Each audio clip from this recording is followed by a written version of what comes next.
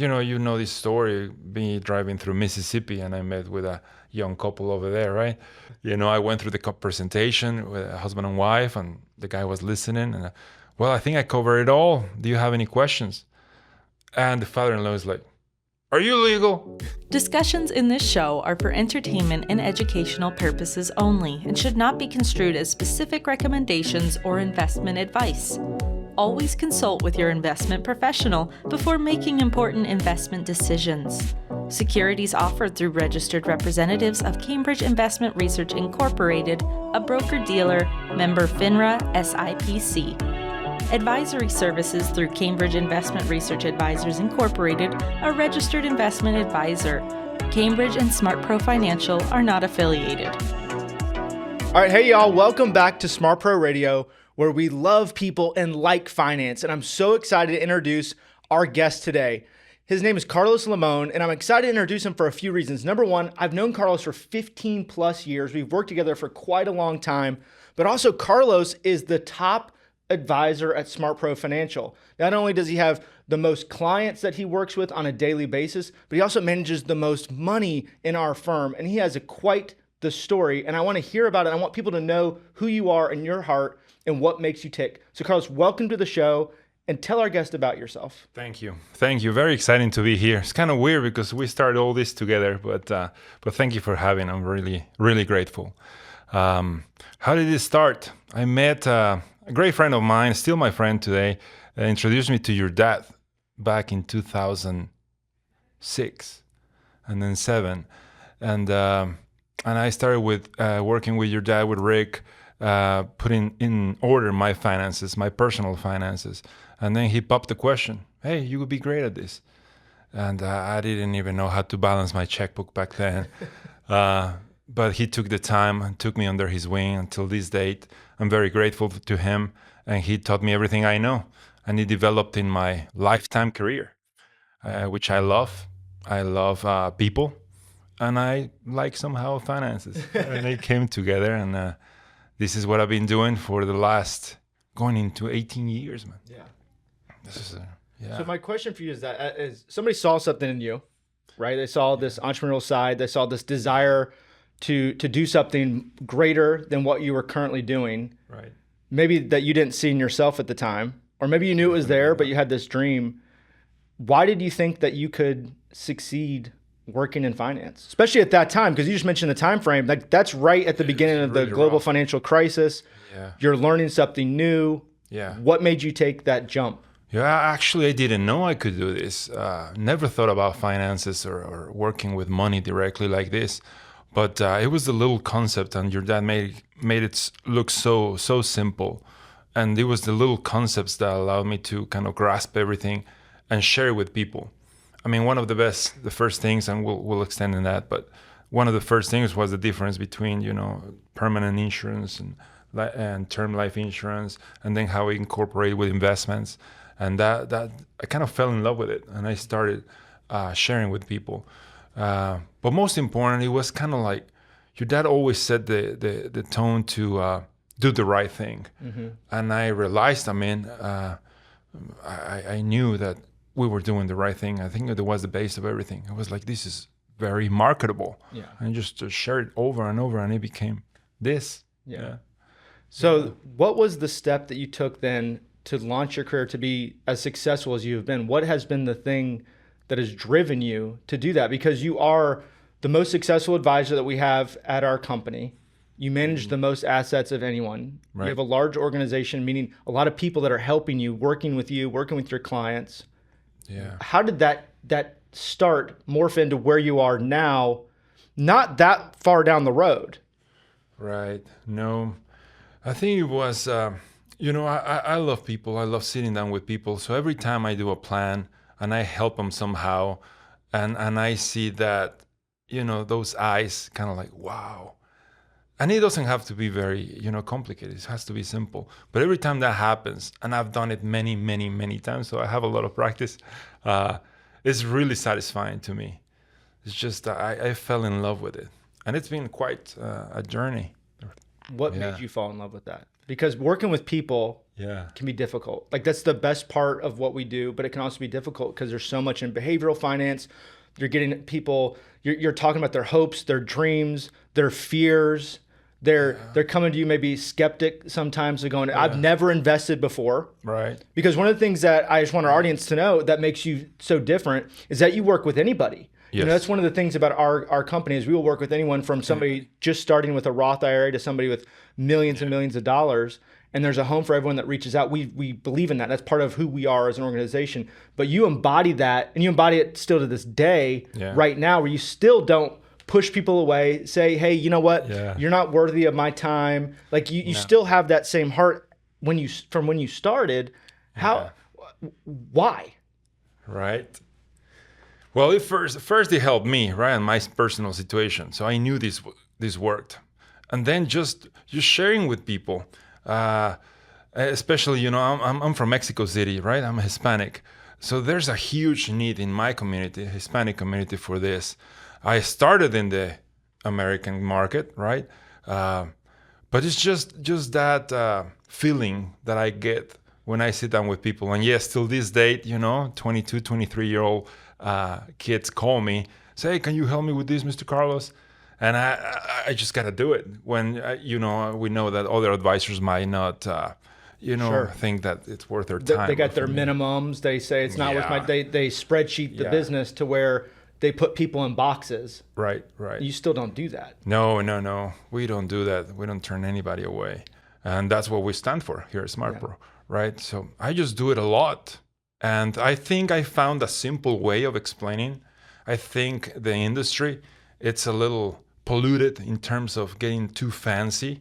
And talking about the Hispanic community, there's a lot of salesmen out there that don't necessarily know or have the community's best interest in their mind, and they're just about commission. I see that a lot in the Hispanic community, and I think it was like that back in the day in the American culture. So I was kind of in the middle. So I like to think of myself as a bridge between the things that I learned in this wonderful country with great opportunities, but I knew that I didn't want to work forever, right? So you have to know and learn how the financial system works. So I wanted to be that bridge with my community. Yes, even though I have a lot of American clients too, right? Which I love. So I have a few things that I want to dive into there. The first one is, how different is the investment world from where you grew up in Mexico versus what you know now in the United States? Yes, it's totally different. I mean, politically, and you can get very deep in it. But the most important thing, something that is very common, is that they don't give us any financial education at school or just growing up. Your parents just tell you, go to school, get a good job, and just work. And hopefully you'll retire one day. And I don't know, I just didn't like that system. So when I came here, I learned. I grew up in Mexico City in a middle, low-class income family, and with 2 sisters, my mom and my dad, and a dog, in a little tiny apartment in Mexico City. And I always wanted more. So I was like to think of myself as ambitious in a good way. So when I came to this country, I just saw the whole thing fairly easy in terms of like there was more opportunity, people will listen to you, and you could develop anything. And that's most of my Hispanic community. I mean, they work hard, but there's nobody who will sit down with them and teach them and show them everything, how they understand it, take the time and the patience to do it. And I think I've gotten really good at it.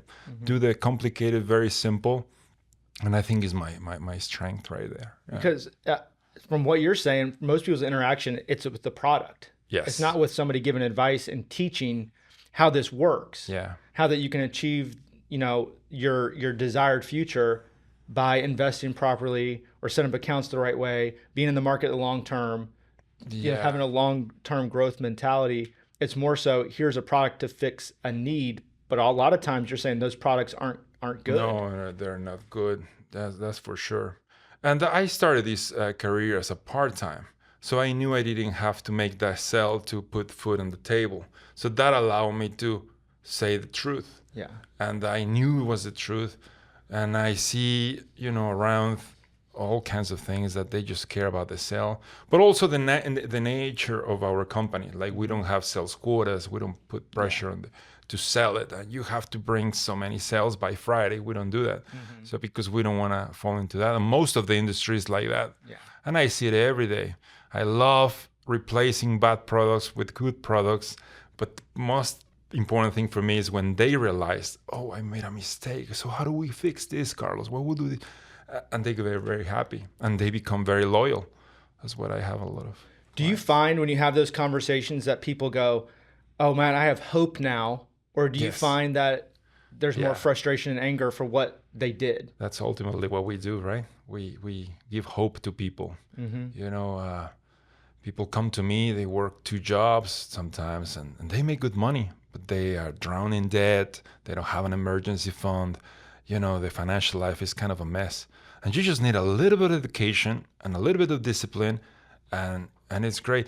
But yes, the way I try to do it with them is like building a plan together.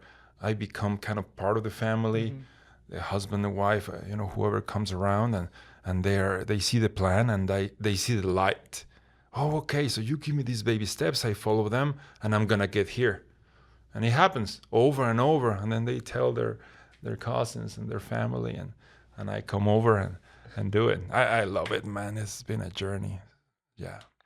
So one of the things that always fascinates me, and I think it's because I grew up in the United States. I grew up, right there down the road, middle America. And I'm always fascinated by somebody that can make the decision to leave everything they've known, to leave their country, their culture, their family for something better.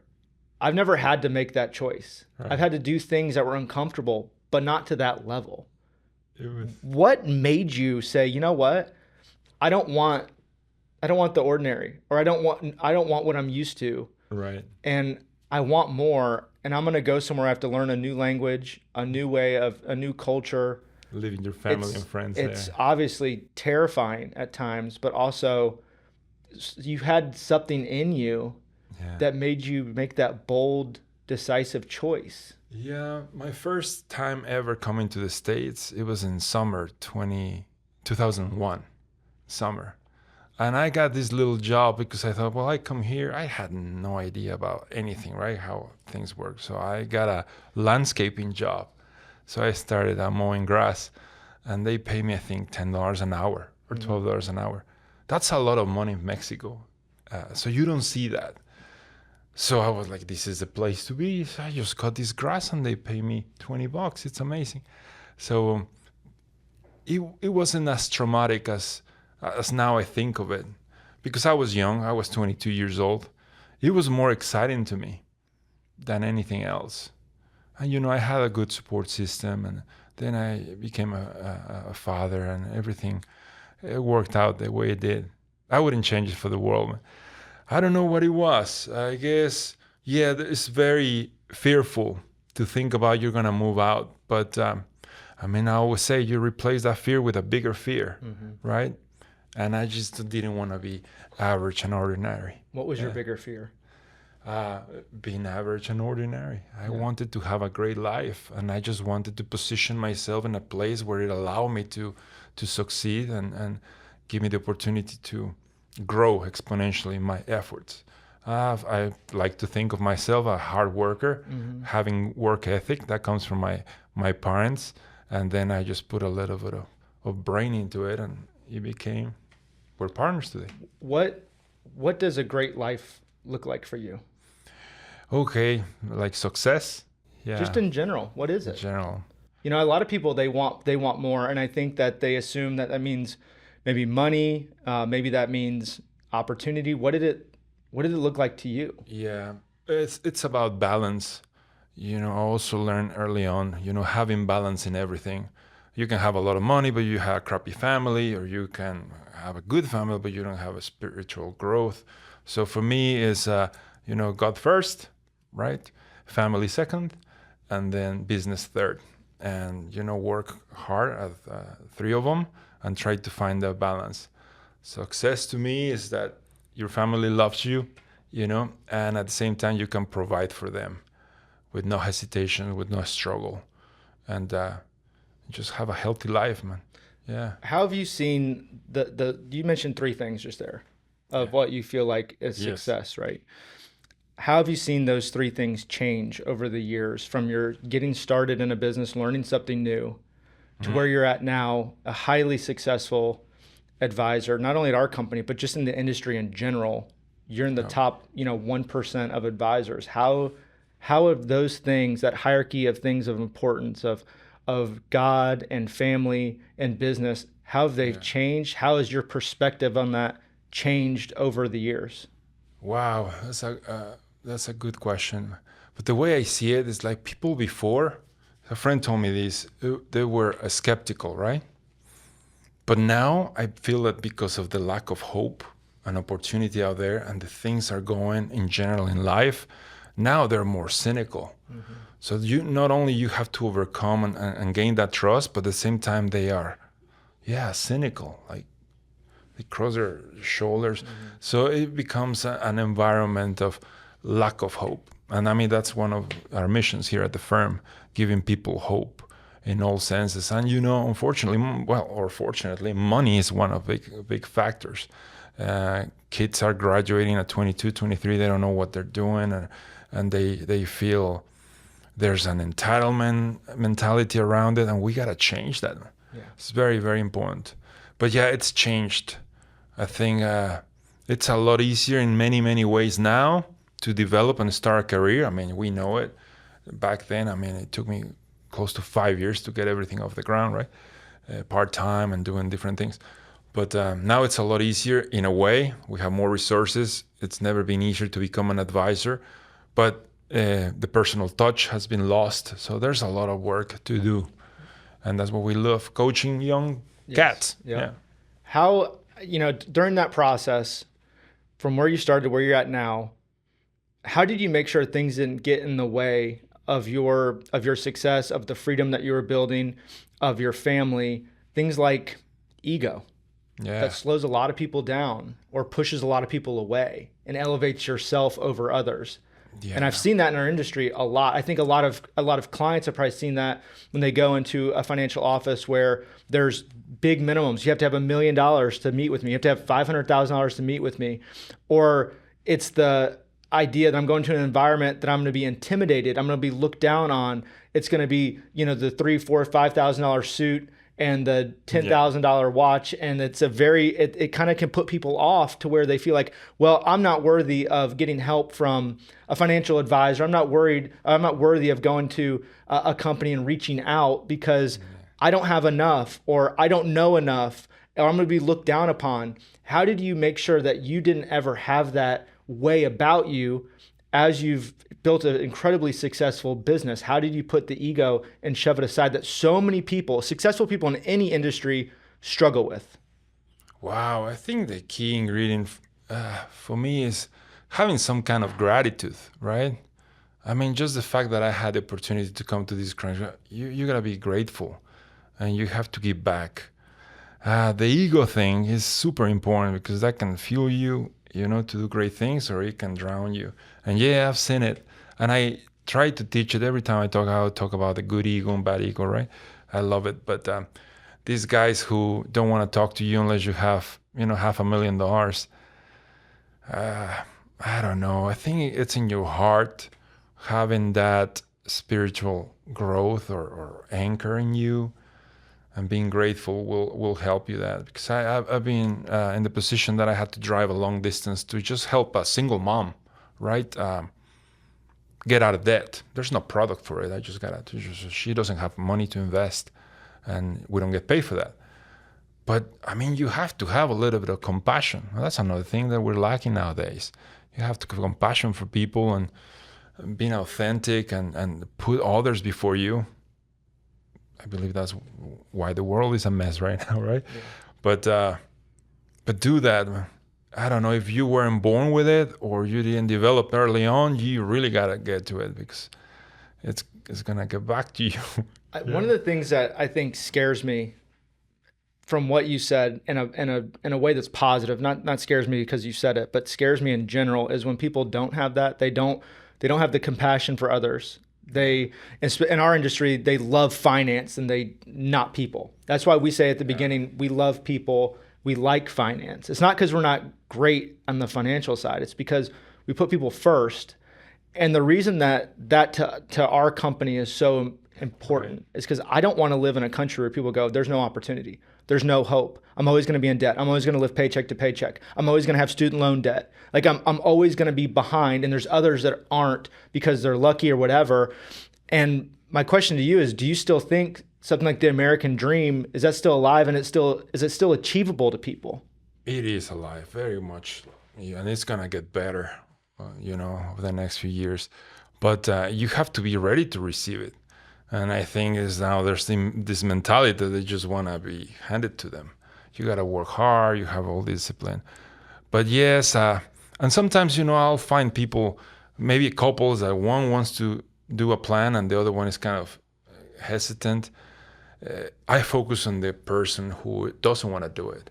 And I focus on capturing their heart, whether I show them a vision, help them. I always say, just paint a picture and try to put the client in the picture so they can see themselves succeeding.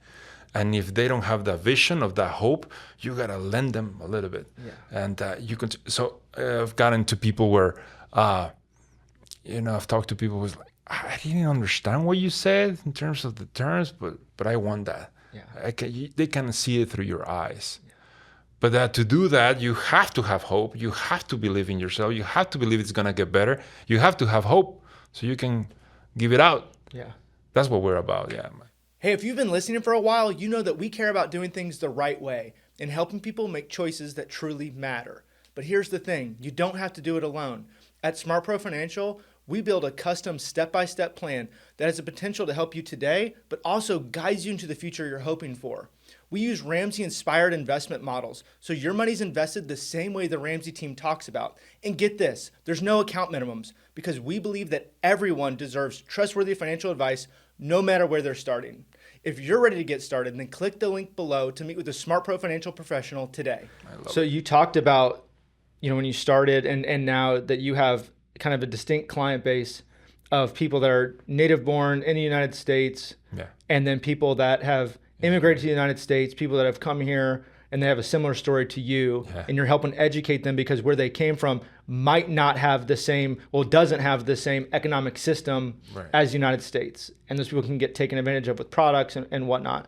My question to you is someone that's come here from Mexico City, somebody that, your native language is Spanish, you learn English. Did you ever feel like you were discriminated against when you worked with clients? No, never. And this is hard because, again, the whole environment. But I think it's a state of mind, a personal state of mind. You know this story, me driving through Mississippi, and I met with a young couple over there, right?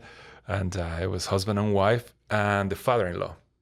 So he was like dad. Watching over the appointment. Yes. Okay. He was like this, with his U.S. hat and a big beard. Yeah. I went through the presentation with a husband and wife, and the guy was listening. And I think I covered it all. Do you have any questions? And the father-in-law is like, "Are you legal?" I just laughed, and the wife was like, "Daddy, you don't ask those things." Blah, blah.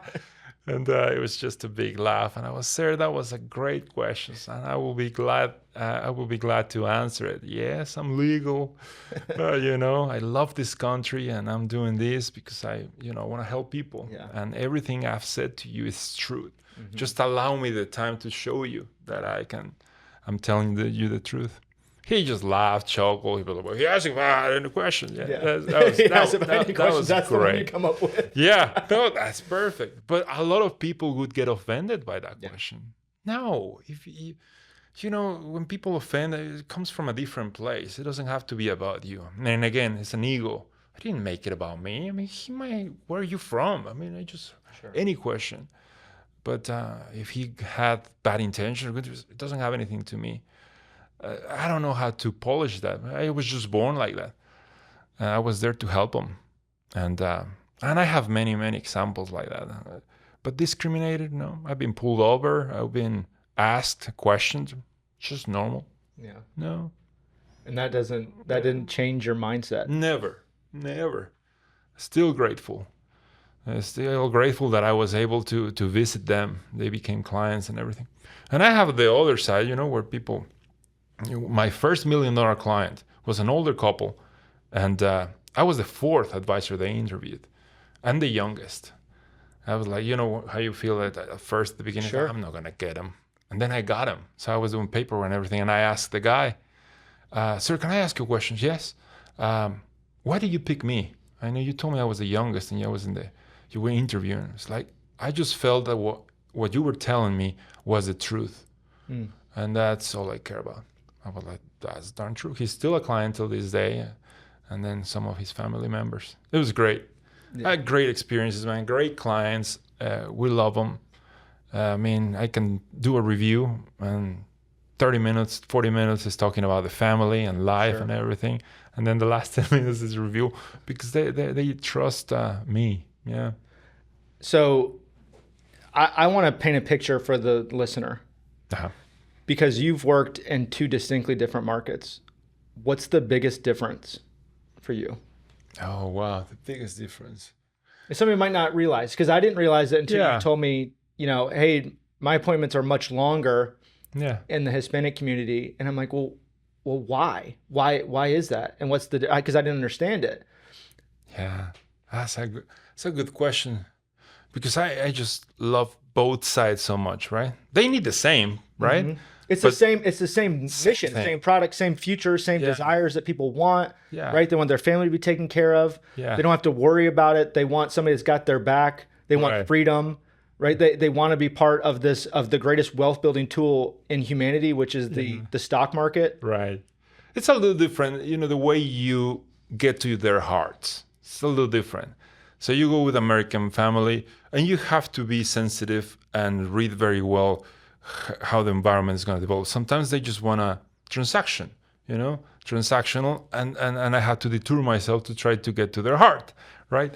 But it can be quicker, When the Hispanic community, they'll invite you to the barbecue on Sunday and Which you're going to. Yes, this Sunday actually, you gotta meet grandma and have a Corona with her, right? And then later we talk about business. Yeah. That's how it develops. Some American families are like that. Some Hispanics are the opposite. It's quick, serious, right?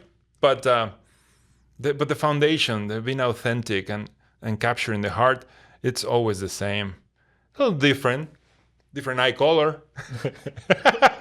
Is there a level of skepticism that you have to combat differently? I guess so. In the American culture, they are more used to the system. They trust the system. It's a little bit easier. You don't have to go as basic as before. Now you have to get a little bit more complicated, which is okay because we have a great team of investment research here in SmartPro, and I just gotta do the connection. But and the Hispanic community, sometimes they don't know what to ask. Yeah. Or they might feel a little bit embarrassed to ask certain things. So you have to be able to read that and explain it with grace, to not make feel anybody bad. So it's all about the emotion and the thing. And then returns and the math and standard deviation, all that stuff takes care of itself at one point. But it's about the relationship. It's really hard to teach that. But we do it great here at SmartPro. As your business has grown, as you've built something fantastic, has your relationship and your spiritual life grown? Yes, definitely. And I don't mean that there have to be correlated. No. I just mean, has that been something that has helped drive you in your success, keep you grounded, reduce that ego? Yes, definitely. I mean, the love of for God and my family, helps a lot. When you don't have to worry so much about money, right? Because that's a topic that everybody worries about, and that's taken care of. You can focus on other things to grow, but the gratitude will also be kind of like a rail, for you not to detour from, because money just amplifies what you already are. Yeah. So you have to make an intention every day to be a little better than yesterday, right? Surround yourself with good guys and help you grow. And it's balance again, man. It's a scary thing scares me today to lose it, because I'm sure if another time of my life I had the resources I have now, I would have made a mess of myself. But, God's timing is great. Yeah.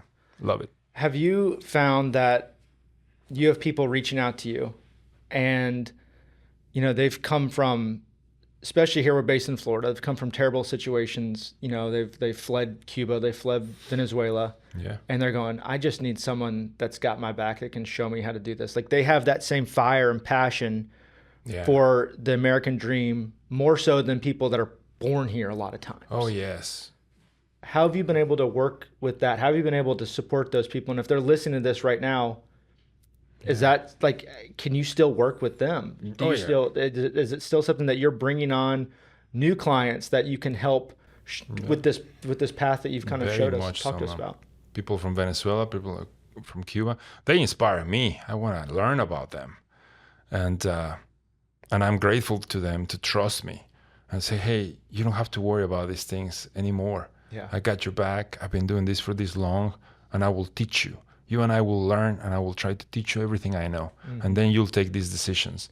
They're just full of joy to be here. Other people have it a lot harder. So I'm just grateful. So I want to ask you another question that's a little bit touchy. In your career, you've had times to where you've been an ambassador for our country, for the American dream, from politics to what you believe. Yeah. And you want to inspire others. And I think that's from a place of giving people hope. Right.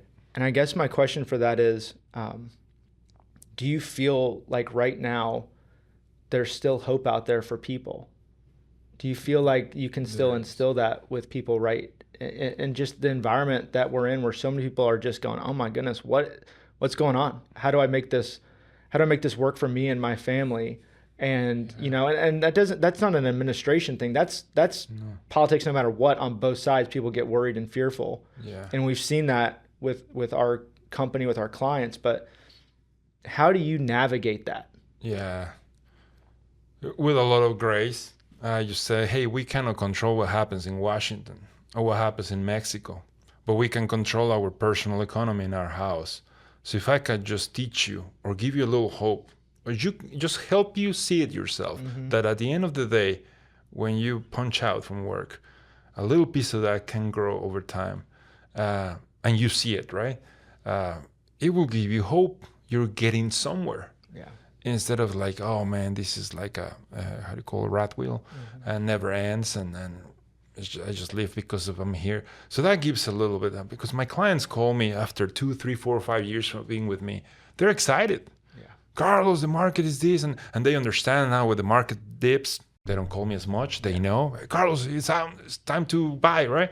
So they become very knowledgeable and hopeful and joyful, and then they share it with others. Yeah. So yeah, we just need more people with a good heart to spread the word. Yeah. And that's what we're doing, trying to expand. That's right. And I want to go into what you just mentioned of people being used to the market, the ups and downs. Right now, just an estimate, approximate, with you and your team that you have, how many families do you think that you're helping right now? I think we're scratching 10,000. 10,000. Yeah. How many people moved money out of the market because of fear in the last downturn in 2022? That's right. No, I think the first, 2008, and I think it was 2017, right? When the market went down. That was a lot of education. That was when it started expanding in the Hispanic community. But to answer your question, is none. And I'm very surprised because the last down year was, right now it's a little iffy, but 2022 was pretty rough. No one called panicking or anything, because I tell them the truth. So one of the parts of the presentation, my first presentation with them, when we interviewed the first time, is telling what could be the worst it can happen. I try to scare them. So this is the part where I'm going to scare you. I'm going to tell you, because one of the questions in your brain is like, am I going to lose my money? So let's cover that. And I go like that. So at the end, they're like, so this is the worst that can happen? You see, that's something that I don't think it's covered very much. You know, most advisors out there focus on returns and low fees and products. It's just no. I mean, when you empower the client with knowledge, general knowledge of what could be, they will appreciate it. They won't question your fees, and they'll be prepared for these downturns. Some clients, a lot of clients get excited about the downturns. It's coming back, right? I mean, did you see Walmart opening this morning? Yeah, that's right. It's coming back. So we make it fun and we make it sarcastic. I mean, it's very, very, very good. But yeah, no one touched the money. I don't have those hard conversations. Move me here, move me there. No. So because we set a foundation. Remember that graphic of a mutual fund of 40 years? And then we replace, the life insurance industry. That's another whole animal that I hate. But yeah, pretty much. And but yeah, education, discipline, and a lot of grace. Yeah. What makes you hate the life insurance industry? Oh, that's what got me going into business. Just knowing that they're selling these products that they're not good for clients. And when I tell the client, I could sell you this and make 10 times commission on this, and I explain the commission, and I teach them what to ask the insurance company. Don't call your agent, because your agent is like me. So don't believe us. Just allow me to teach you what questions to ask, but call directly the company. And they like that. I disarmed every single doubt, I guess. Clients have called me, Carlos, you free? Yes. What's going on? Well, I have a life insurance salesman right here. He's trying to sell me an IUL. Can you explain to him why it's not good? Oh my goodness, put you on the spot. Oh yeah. But that, they've called me from the bank. Any financial decision want to take, they call me. It is really great. And I have a great team. We have a great team here at SmartPro, 60 plus, right? Staff. But I have an immediate team that helps me and my clients, and they're great. And they are what I'm about. Yeah. And they know. But yeah, I hate the life insurance. So do you sell life insurance? Oh yeah. All the time. I hate it, but I do it. Yeah, I do it. And But what type? Exactly. Just one type. Is the term, cheap, just coverage, and I go over the whole thing. But yes, if I find a client that I have the wrong kind of policy, I will teach them how to ask and then convince themselves that this is the wrong product and give an alternative. It's like, I want that. Yeah. And I want that. But I don't sell it. Yeah. They ask for it. Yeah. That's a whole different. That comes back to that product, right? It's a sell of a product that most people don't understand. Exactly. Right? And if something comes with, a giant phone book to explain it, it can be too much. I explain my presentation. Don't believe me a word I say. Yeah. Just take the time to prove it, because I could sell you the same, but I want to sleep at night. Yeah. There's a bunch of crooks, man, in the insurance industry. What right now excites you for the future? Just spreading all these things, man. I just want to, find more people with good heart that can spread this hope that we're talking about. You mean like training new advisors to do what you do? Yeah, training new good-hearted people. We call advisors, yeah. But yes, I think there's a huge need out there. Yeah, especially in the Hispanic community. That's what moves me, right? Because I was there once. It's part of my story. It's part of me. And but anybody pretty much.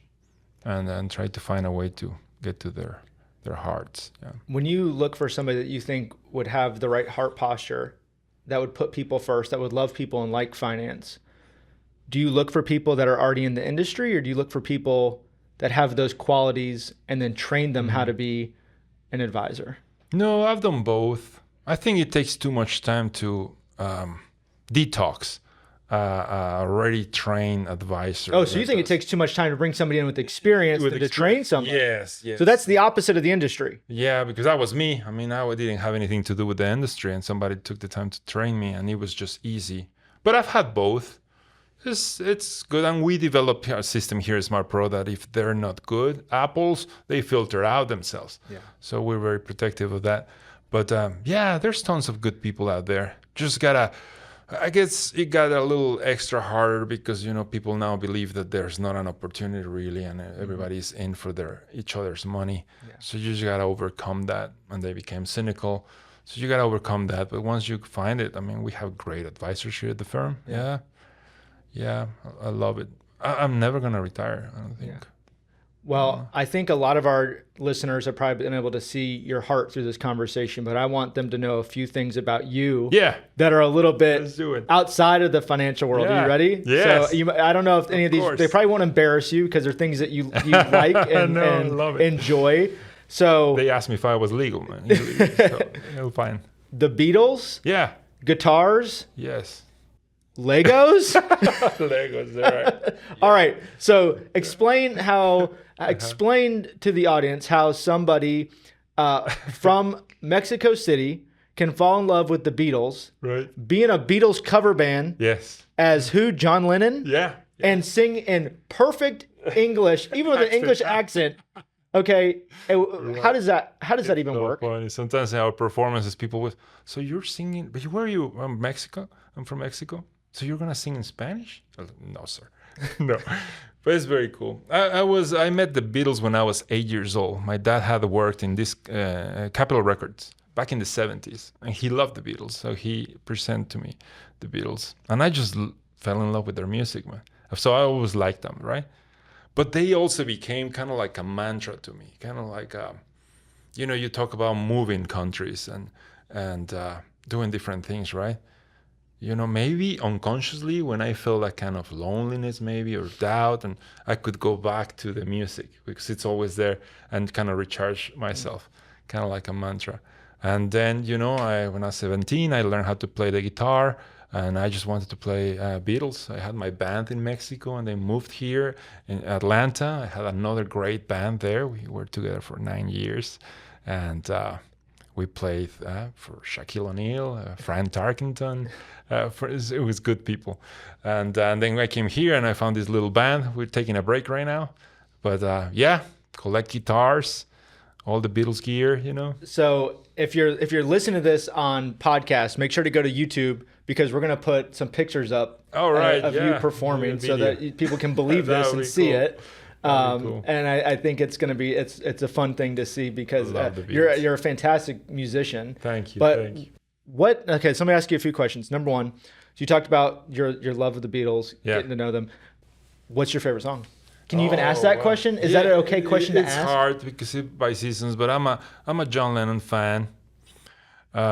But I like the song "Help" and "In My Life." That's my yeah. I think your kids like "In My Life." Yes, Everett likes it. Yeah.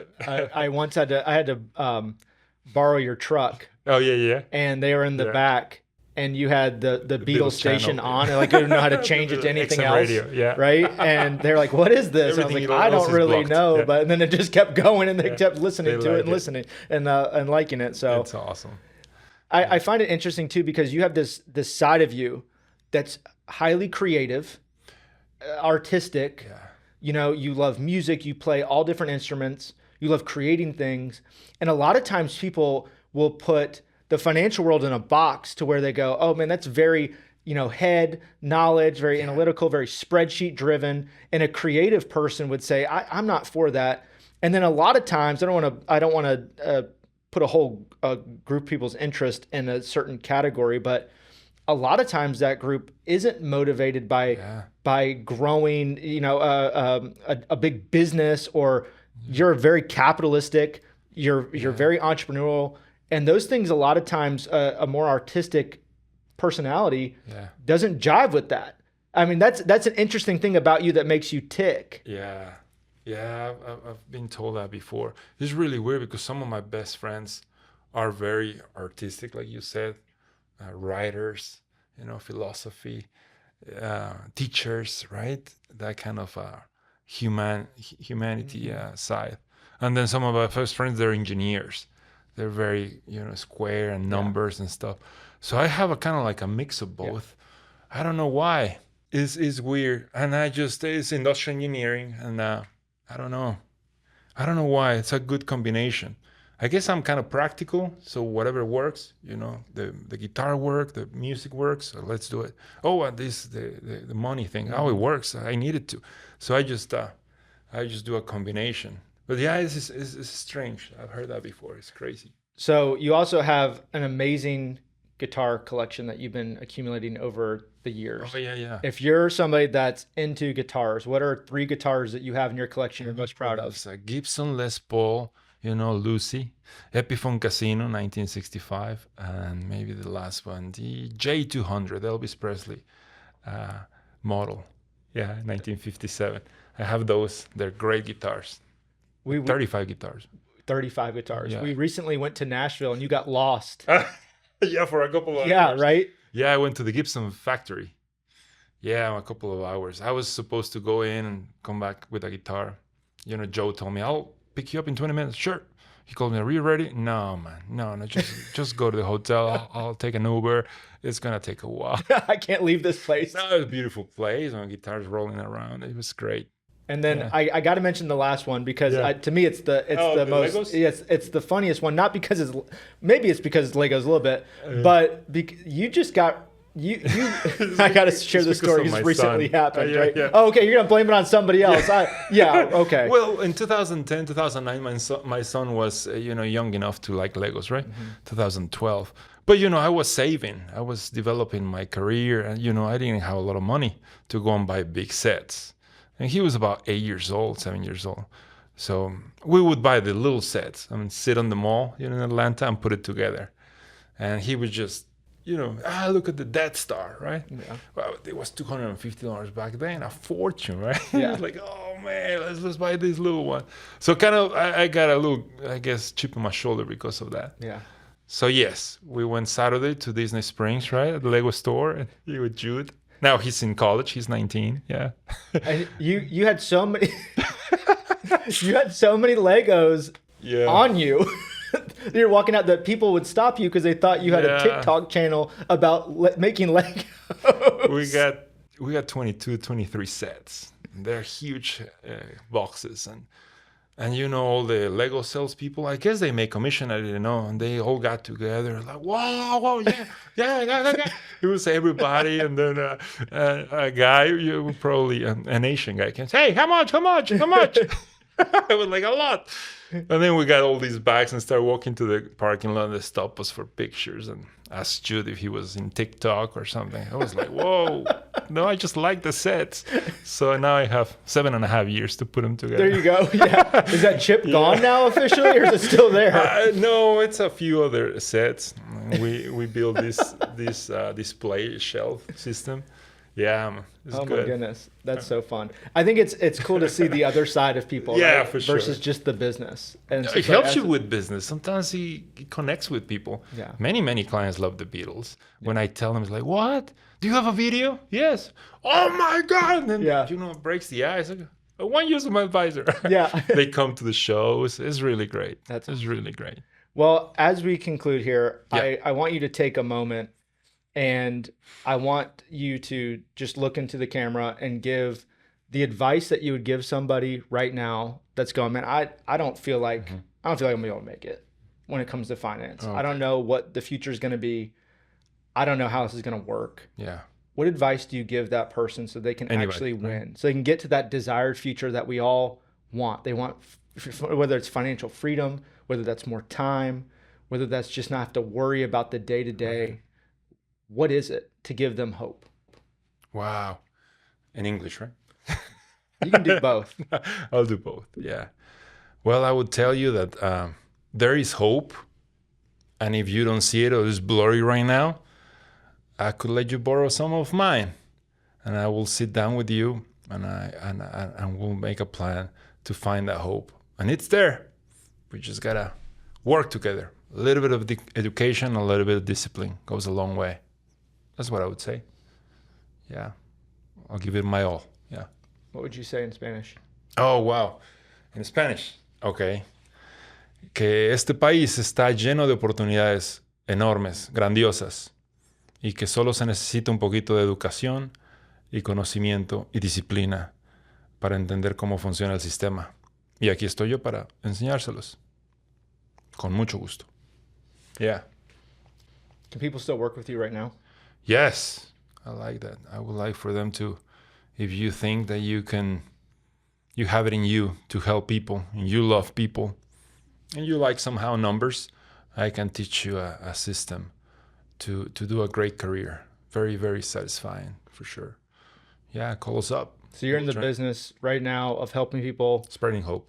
Yeah. develop a career as an advisor, but also helping people with their investments, with their future, with their retirement. That's right. Yeah, that's what I do. That's my career. Advisor.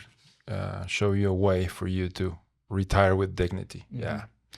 If you're wanting to work with Carlos, work with his team, if you feel inspired to take the next steps in your journey of financial freedom, we're going to make sure that you have all the tools to be able to contact him, to contact SmartPro so that you can do that. We encourage you to reach out. We encourage you to take that bold step and say, you know what?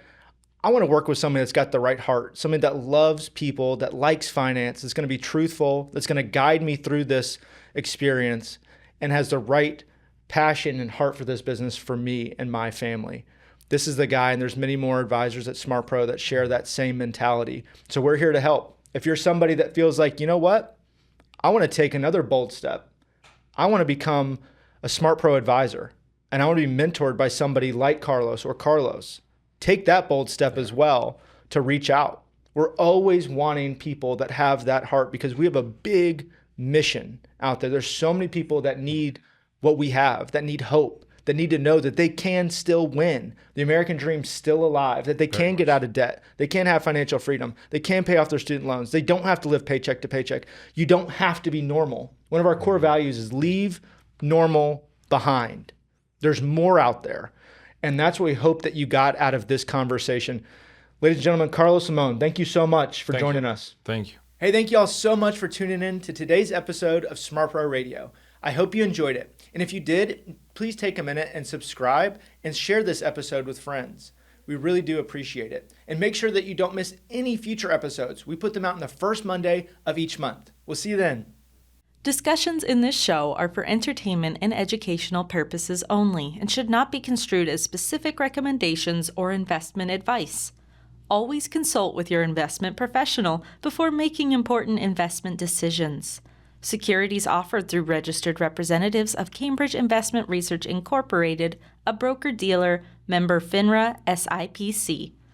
Advisory services through Cambridge Investment Research Advisors Incorporated, a registered investment advisor. Cambridge and SmartPro Financial are not affiliated.